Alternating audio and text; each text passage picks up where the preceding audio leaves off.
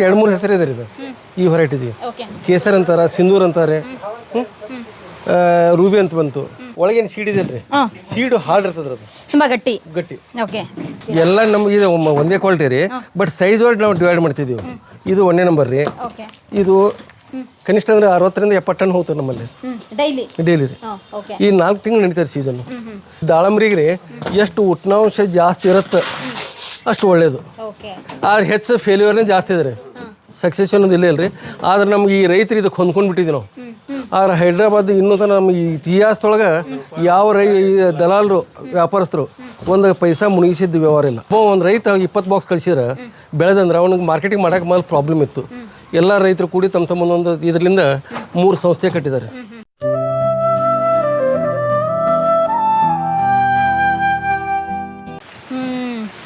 ನೋಡಿ ದಾಳಿಂಬೆ ಮಾರ್ಕೆಟಿಗೆ ಹೆಂಗೆ ಹೋಗುತ್ತೆ ಅಂತ ಇಲ್ಲಿ ಡಿವೈಡ್ ಮಾಡ್ತೀರಾ? ಹೆಂಗೆ ಯಾವುದೇ ಗ್ರೇಡ್ ಹೆಂಗೆ ಅಂತ ಗೊತ್ತಾಗುತ್ತೆ? ಯಾವಾಗ ಕಲಾದಗಿ ಮಾರ್ಕೆಟ್ ಸ್ಟಾರ್ಟ್ ಆಗಿದ್ದು ದಾಳಿಂಬೆ ಮಾರ್ಕೆಟ್? ಇದು ಇವ್ರ ಕಾಲದಿಂದ, ಔರಂಗಜೇಬ್ ಕಾಲದಿಂದ ಬಂದಿದ್ರಿ. ಇದು ಪರು ಜವಾರಿ ದಾಳಿಂಬೆ ರೀ, ಅವಾಗಲಿಂದ ರೀ. ಜವಾರಿ ಅಂತ ಇತ್ತು ದಾಳಿಂಬೆ. ಜವಾರಿಗೆ ಇದಕ್ಕೆ ಏನು ಡಿಫ್ರೆನ್ಸ್? ಇದು ಸೀಡ್ಲೆಸ್ ರೀ. ಇದು ಸೀಡು ಇದಿರ್ತದೆ ರೀ, ಸ್ಮೂತ್ ಇರ್ತದೆ. ಮೊದಲು ಅದು ಜವಾರಿ ಏನಂತಂದ್ರೆ ಸ್ವೀಡ್ ಇತ್ತು. ಸೀಡ್ ಹೋಗ್ಕಲ್ಲ ಮುಂದೆ ಗಣೇಶ್ ಅಂತ ಬಂತು. ಗಣೇಶ್ ಹೋಗ್ಕಲ್ಲ ರೀ. ಮತ್ತು ಹೊರೈಟಿ ಲೇಟೆಸ್ಟ್ ಅಂತೇಳಿ ಸಿಂಧೂರ್ ತೊಗೊಂಬಂದ್ರು. ನೀವು ಜವಾರಿದೆಲ್ಲ ನೀವು ನೋಡಿದಿರಿ? ಇವಾಗ ಹಾಕಲ್ವಾ ಜವಾರಿ? ಜವಾರಿ ಯಾರು ಹಾಕಲ್ಲ, ಸೀಡ್ ಇದೆ ಅದು. ಈಗ ಇದೆಲ್ಲ ಸೀಡ್ಲೆಸ್ ಅಂದ್ರೆ ಭಾಳ ಮಿದು ಅದ ಕಾಳು, ಟೇಸ್ಟ್ ಅಂದ್ರೆ ಶುಗರ್ ಫ್ರೀನು ಸ್ವಲ್ಪ ಇದು ಅನಿಸ್ತದೆ. ನೆಕ್ಸ್ಟು ಸಿಂಧೂರ್ ಹೋಗ್ಕಲ್ಲ ರೀ, ರೂಬಿ ಬಂತು. ಕೇಸರ್ ಅಂತಾರೆ ಇದಕ್ಕೆ 2-3 ಹೆಸರು ಇದೆ ರೀ ಇದು ಈ ವೆರೈಟಿಗೆ. ಕೇಸರ್ ಅಂತಾರ, ಸಿಂಧೂರ್ ಅಂತಾರೆ, ರೂಬಿ ಅಂತ ಬಂತು. ಈ ಲೇಟೆಸ್ಟು ಈ ಲಾಸ್ಟ್ ಇಯರಿಂದ ಒಂದು ಮಹಾರಾಷ್ಟ್ರಾಗ ರೀ ಶರದ್ ಕಿಂಗ್ ಅಂತೇಳಿ ತೊಗೊಂಬಂದಿದ್ದಾರೆ. ಅದು ಶರದ್ ಕಿಂಗು ಕೀಪಿಂಗ್ ಕ್ವಾಲಿಟಿನೂ ಜಾಸ್ತಿ ಅದ ರೀ, ಸೈಜ್ನು ದೊಡ್ಡದ, ಮಾರ್ಕೆಟಿಂಗ್ ಅಟ್ರಾಕ್ಟಿವ್ ಅದಂತ ಅದ ರೀ. ಇನ್ನೂ ಸ್ಟಾರ್ಟ್ ಆಗಿಲ್ಲ ರೀ. ಈ ವರ್ಷ ಪ್ಲಾಂಟೇಶನ್ ಮಾಡಿದ್ದಾರೆ. ಇಲ್ಲಿ ಯಾವುದೇ ಇದೆ ಇವಾಗ? ಇದು ಸಿಂಧೂರ್ ಇದೆ. ಇದು ಕಂಪ್ಲೀಟ್ ನಾವು ನೋಡ್ತಾ ಎಲ್ಲ ಕಂಪ್ಲೀಟ್ ಸಿಂಧೂರ್ ರೀ. ಓಕೆ, ನೀವು ತಗೊಳ್ಳಿ. ಇದು ತೋಟ್ರಿ. ಇಲ್ಲ ನೀವು ತೋಡ್ರಿ ಅಷ್ಟೇ, ಟೇಸ್ಟ್ ನೋಡೋಣ. ನಾವು ಡೈಲಿ ಇರ್ತದೆ. ಸಖತ್ ಟೇಸ್ಟೇ ಇದೆ, ಸ್ವೀಟ್ ಕೂಡ ಇದೆ. ಇದು ಕಂಪ್ಲೀಟ್ ಇದೆ, ಡೇಸ್ ಆಗಿದ್ರೆ ಇದಕ್ಕೆ ಒಂದು ಸ್ವಲ್ಪ ಕಪ್ ಅಂತಂದ್ರೆ ಕಂಪ್ಲೀಟ್ ಡೇಸ್ ಆಗಿದೆ. ಮತ್ತೆ ಇದು ನಾಟಿ ಅಂತ ಹೇಳಿದ್ರ ಜವಾರಿ, ಹೆಂಗೆ ಅದು? ನಾಟಿ ಅಲ್ಲ ರೀ, ಅಲ್ಲ ಜವಾರಿ ಬರ್ತಾ ಇತ್ತು. ಒಳಗೇನು ಸೀಡ್ ಇದೆ ರೀ, ಸೀಡು ಹಾರ್ಡ್ ಇರ್ತದೆ, ಅದು ತುಂಬಾ ಗಟ್ಟಿ. ಓಕೆ. ಇದು ಎಂತಲ್ರಿ ಇದು ಇದೆ ನಿಮ್ಗೆ. ಓಕೆ, ಅದನ್ನ ತಿನ್ಬೇಕಂದ್ರೆ ಅಲ್ಲಿ ಗಟ್ಟಿಯಾಗಿರ್ಬೇಕು. ನಿಮ್ ಜವಾರಿ ಮಂದಿನೇ ಆಗ್ಬೇಕು, ನಮ್ಗೆ ಆಗ್ತಾ ಇರ್ಲಿಲ್ಲ. ಇಲ್ಲ ಅದ್ರಿ ಮೇಡಮ್, ಈಗ ಎಲ್ಲಿ ಇಲ್ಲ ಇಲ್ರಿ. ಕರೆಕ್ಟ್. ಇವಾಗ ಜವಾರಿನೇ ಇಲ್ವಾ ದಾಳಿಂಬೆ? ಯಾಕೆಂದ್ರೆ ನಾವು ಅದನ್ನ ನೋಡಿಲ್ಲ, ಇದೆ ಹಣ್ಣು ತಿಂತಾರೆ. ಅದನ್ನ ಇದನ್ನ ಮಾಡಿದಾರೆ ಮೇಡಮ್, ಕ್ರಾಸ್ ಮಾಡ್ಕೊತ ಬಂದ್ಬಿಟ್ಟಿದ್ದಾರೆ. ಓ, ಅದನ್ನ ಕ್ರಾಸ್ ಮಾಡ್ಕೊಂಡ್ ಬಂದಿದ್ದ. ಓಕೆ, ಏನು ಡಿವೈಡ್ ಮಾಡ್ತಾ ಇದಾರಲ್ಲ, ಹೇಗೆ ಅಂದ್ರೆ ಸೈಜ್ ಬರ್ರಿ ತೋರಿಸ್ತೀರಾ? ಇಲ್ಲಿ ಮೇಡಮ್, ಇದೇನ್ರಿ, ಇದು ನಾವು ನಂಬರ್ 1 ರೀ. ಇದು ನಂಬರ್ 1 ಕ್ವಾಲಿಟಿ ರೀ. ಅದು ಸೈಜ್ ರೀ, ಬಟ್ ಎಲ್ಲ ನಮ್ಗೆ ಇದು ಒಂದೇ ಕ್ವಾಲಿಟಿ ರೀ, ಬಟ್ ಸೈಜ್ ಒಳಗೆ ನಾವು ಡಿವೈಡ್ ಮಾಡ್ತಿದ್ದೀವಿ. ಇದು 1ನೇ ನಂಬರ್ ರೀ. ಇದು 2ನೇ ನಂಬರು. ಇದು 3. ಇದು 4 ರೀ. ಇದು ಸಂಧಿ ರೀ 5 ರೀ. ಇದು ನಂಬರ್ 6. ಓಕೆ, ಫುಲ್ ಸಣ್ಣದು 6. ಇವಾಗ 1ನೇ ನಂಬರ್ಗೆ ಎಷ್ಟು ರೇಟ್ ಎಲ್ಲ ಡಿವೈಡ್ ಮಾಡಿದ್ರೆ? ರೇಟ್ ಅವರು ಇಲ್ಲಿ ಅಲ್ಲಿ ಮಾರ್ಕೆಟಿಂಗ್ ಫಿಕ್ಸ್ ಆಗ್ತಾ ಇರೋದು. ಅಲ್ಲಿ ಮಾಡ್ತಾರೆ ರೀ. ನಂಬರ್ ಫಸ್ಟ್ಗೆ ಒಂದು ಅದಕ್ಕೆ ಈ ಒಂದೊಂದು ಇದರಿಂದ ಕಲಮ್ನಿಂದ ಒಂದು ಐಟಮ್ನಿಂದ ಒಂದು ಐಟಮ್ಗೆ 100 ರಿಂದ 200 ರೂಪಾಯಿ ಡಿಫ್ರೆನ್ಸ್ ಇರ್ತದೆ. ಇವಾಗ ಫಾರ್ ಎಕ್ಸಾಂಪಲ್ ಇಲ್ಲೇ ತಗೊಳ್ಳೋಣ. ಇವಾಗ 1ನೇ ನಂಬರ್ಗೆ ಎಷ್ಟಕ್ಕೆ ಹೋಗುತ್ತೆ ಕೆಜಿ? 120 130 ಹೋಗ್ತಾರೆ ಸರ್ ಪ್ರೆಸೆಂಟ್. ಅದಕ್ಕೆ 100 ರೀ. ಇದು 90. ಇದು 60 ರಿಂದ 40-50 ರೂಪಾಯಿ ಬರ್ತದೆ. ಇವಾಗ ಒಂದು ಬಾಕ್ಸ್ ಎಷ್ಟು ಹಿಡಿಯುತ್ತೆ? 10 kg ನಾವು ಹಾಕ್ತೀವಿ ರೀ. 10 kg ತೂಕ ಮಾಡಿ ಹಾಕೋದ್ರಿ. ಇಲ್ಲೆಲ್ಲ ಪ್ಯಾಕ್ ಮಾಡಿದ್ರಿ ಎಂತಲ್ರಿ, 10 kg ಪ್ಯಾಕಿಂಗ್ ಅದ ರೀ. ಇಲ್ಲಿ ಎಲೆಕ್ಟ್ರಿಕ್ ಇದೆ ರೀ ಮಷೀನು, ಅದ್ರ ಮೇಲೆ ತೂಕ ಮಾಡ್ತಿದ್ರಿ. ಓಕೆ, ಎಲ್ಲೆಲ್ಲಿಗೆ ಹೋಗುತ್ತೆ ಇಲ್ಲಿಂದ? ಇದು ಇಲ್ಲಿಂದ ಹೈದ್ರಾಬಾದ್ ಹೋಗ್ತದೆ ರೀ, ಸದ್ಯ ಚೆನ್ನೈ ಹೋಗ್ತದೆ ರೀ, ಬೆಂಗಳೂರು ಹೋಗ್ತದೆ. ಮೊದಲು ದಿಲ್ಲಿನೂ ಹೋಗ್ತಿತ್ತು ಜವಾರಿ ಮತ್ತು ಸಿಂಧು ರೂಬಿ ಇದ್ದಾಗ. ಈ ಮೇಜರ್ ಮಾರ್ಕೆಟ್ ನಮ್ಗೆ ಹೈದ್ರಾಬಾದ್ ರೀ. ಎಷ್ಟು ಕಳಿಸಿದ್ರು ಅವರು ನಮ್ಗೆ ರೈತರು ಅನ್ನದಾತರಿಗೆ ಹೈದ್ರಾಬಾದು. ಇಲ್ಲಿಂದ ಡೈರೆಕ್ಟ್ ಇದೆ ರೀ. ಇಲ್ಲೇ ಅಸೋಸಿಯೇಷನ್ ಇದಾರೆ 3 ಸಂಘರು. ಈಗ ಒಂದು ರೈತ 20 ಬಾಕ್ಸ್ ಕಳಿಸಿದ್ರೆ ಬೆಳೆದಂದ್ರೆ ಅವನಿಗೆ ಮಾರ್ಕೆಟಿಂಗ್ ಮಾಡೋಕೆ ಮೊದಲು ಪ್ರಾಬ್ಲಮ್ ಇತ್ತು. ಎಲ್ಲ ರೈತರು ಕೂಡಿ ತಮ್ಮ ಒಂದೊಂದು ಇದರಿಂದ 3 ಸಂಸ್ಥೆ ಕಟ್ಟಿದ್ದಾರೆ. ಇವು ಒಂದು ನಾಳೆಗೆ 50 ಬಾಕ್ಸ್ ನಾನು ತೆಗಿತೀನಿ, ಹಿಂಗೊಂದು 7-8 ಮಂದಿ ಕೂಡಿ ಒಂದು ಗಾಡಿ ಮಾಡಿ 4 ಟನ್ನು 5 ಟನ್ನು 500 ಬಾಕ್ಸು 1000 ಬಾಕ್ಸು ಈ ಟೈಪ್ ಇದು ಮಾಡ್ತಿದ್ರು. ಮಾಡಿ ಅದನ್ನೆಂತ ಎಲ್ಲ ರೈತರಿಗೆ ಒಬ್ಬ ಸಣ್ಣ ರೈತರು ಮಾರ್ಕೆಟಿಂಗ್ ಮಾಡುವಂಥ ವ್ಯವಸ್ಥೆ ಇದೆ ಅದರಲ್ಲಿ ಕಲಾವಿದರಲ್ಲಿ. ಇಲ್ಲಿಂದ ಎಲ್ಲ ಕಲಾದಗಿಯಿಂದ ಬೆಳೆದಂತಹದ್ದು ದಾಳಿಂಬೆ ಎಲ್ಲ ಇಲ್ಲೇ ಬರುತ್ತೆ. ಇಲ್ಲಲ್ರಿ ಅವ್ರವ್ರ ರೈತರು ಇರ್ತದೆ ತೋಟದಾಗ ಪ್ಯಾಕ್ ಮಾಡಿ ಇಷ್ಟೆಲ್ಲ ಸರ್ ಇವ್ರು ಒಬ್ರದ್ದು ಒಬ್ಬರದ್ದು ಇರ್ತದೆ. ಎಷ್ಟಿದೆ ಸರ್ ಇವತ್ತು ಹಾಗಾದ್ರೆ? ಅಲ್ಲ ಇವತ್ತು ರೀ 6 ಟನ್ ಇದ್ರಿ, 5 ರಿಂದ 6 ಟನ್.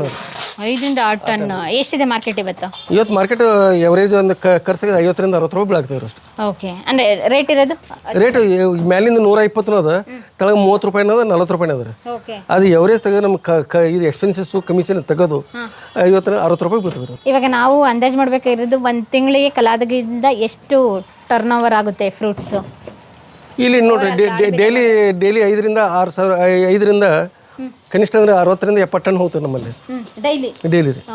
ಈ 4 ತಿಂಗಳು ನಡೀತಾರೆ ಸೀಸನ್. ಬರೀ ಒಂದು ಸ್ವಲ್ಪ ಸ್ಟಾರ್ಟಿಂಗ್ ಕಮ್ಮಿ ಇರ್ತದೆ. ಜೂನಿಂದ ಸ್ಟಾರ್ಟ್? ಇಲ್ಲ ಸರ್ ಮೇಡಮ್, ಫೆಬ್ರವರಿಯಿಂದ ಸ್ಟಾರ್ಟ್ ರೀ. February, March, April, May. ಈ ಮಳೆಗಾಲ ಸ್ವಲ್ಪ ಬಂದ ಬಳಿಕ ಈಗ ಮಾಲ್ ಮಾರ್ಕೆಟ್ನಾಗ ಇದಕ್ಕೆ ಕಮ್ಮಿ ಆಗಿದ್ರೆ ಮತ್ತು ಮಾಲ್ನು ಸ್ವಲ್ಪ ಹೊರ ಇದು ಕ್ವಾಲಿಟಿ ಇದು ಬರೋದ್ರಿ. ಈ ಹೆವಿ ರೇನ್ ಆದ್ಕೊಳ್ಳಿ ಈಗ ನಮಗೆ ಈ ದಾಳಂಬ್ರಿಗೆ ರೀ ಎಷ್ಟು ಉಷ್ಣಾಂಶ ಜಾಸ್ತಿ ಇರುತ್ತೆ ಅಷ್ಟು ಒಳ್ಳೇದು. ನೀರು ಜಾಸ್ತಿ ಬೇಡ ದಾಳಿಂಬೆ ನೀರು ಜಾಸ್ತಿ ಬೇಡ, ಕೋಲ್ಡು ಜಾಸ್ತಿ ಬೇಡ್ರಿ. ಅಂದ್ರೆ ಬರಡು ಭೂಮಿಲೇ ಜಾಸ್ತಿ ಹೌದೌದ್ರಿ. ಅದಕ್ಕೆ ಈ ಭಾಗದಲ್ಲಿ ಜಾಸ್ತಿ ಇದು ಮಾಡೋದು. ಓಕೆ, ಇದು ಮಲ್ಲಿನ ಪುರಾತನ ಇದೆ ಅದರ ಇದು ಕಲಾದಿ ಹಿಸ್ಟ್ರಿ ರೀ. ಓಕೆ, ನಿಮಗೆ ಗೊತ್ತಿರಂಗೆ ಅಂದಾಜು ಒಂದು ವರ್ಷಕ್ಕೆ ದಾಳಿಂಬೆಯಿಂದ ಇಲ್ಲಿ ರೈತರು ಎಷ್ಟು ಟರ್ನ್ ಓವರ್ ಕಲಾದಿಗೆ ಲಾಭ ಬರುತ್ತೆ ಒಂದು ವರ್ಷಕ್ಕೆ ಎಲ್ಲ ರೈತರು ತಗೊಂಡ್ರೆ? ಭಾಳ ಅದ ರೀ, ಇಲ್ಲಿ ಸಾವಿರಾರು ಎಕರೆ ಇದೆ ರೀ. ಹೆಂಗೆ ಇದು ಅಂದಾಜ್ ಆಗಂಗಿಲ್ಲ, ಒಂದು ಗೊತ್ತಾಗಲ್ಲ ರೀ. ಎಲ್ಲ ಇಂಡಿವಿಜುವಲ್ ತಮ್ಮ ಇದು ಮಾಡ್ತಾರೆ. ಯಾವ ಫಾರ್ಮರ್ಸ್ ಅಸೋಸಿಯೇಷನ್ ಥ್ರೂ ಇದ್ರೆ ಅಕೌಂಟ್ಸ್ ಇದ್ರೆ ಸಿಗ್ತಿತ್ತು, ಬಟ್ ಇಲ್ಲ.